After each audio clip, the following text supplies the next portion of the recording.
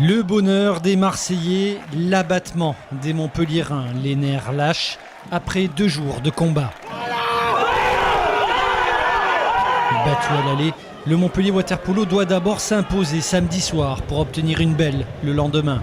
Les hommes de Fabien Vasseur sont présents en défense. Pressés, la ligne d'attaque marseillaise doit prendre des shoots difficiles et lorsqu'elle est en position favorable, souvent, le gardien montpelliérain Jas Bérény sauve les siens. Après 2 périodes, Montpellier fait le break. Mathieu Pesson et Andrés Aguilar bien muselés. C'est le gaucher Popovic qui prend ses responsabilités. 4 buts à son actif. 8-4, rien n'est fait. Marseille grignote son retard et à la balle d'égalisation, synonyme de titre à 30 secondes de la fin. Ouf, Montpellier remporte la première manche 8-7.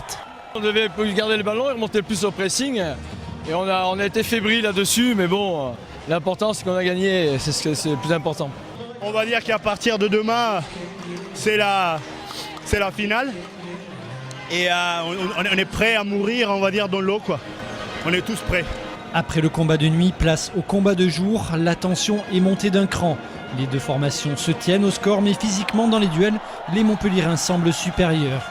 Les exclusions temporaires se succèdent côté marseillais. 3 buts partout à la pause, plus que 2 périodes pour faire craquer l'adversaire. Poste 5 qui ressort pas, traverse droit, on reste droit et on reste droit. On chute pas,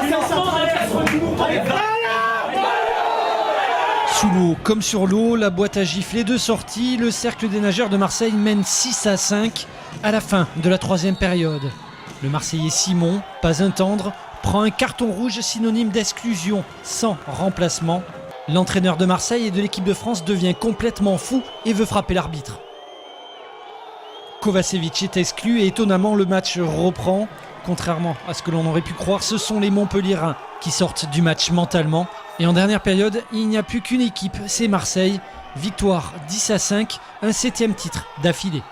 Ça prouve que Marseille est une grande équipe. Ça prouve que Marseille a une forme de jeu beaucoup plus riche que le nôtre.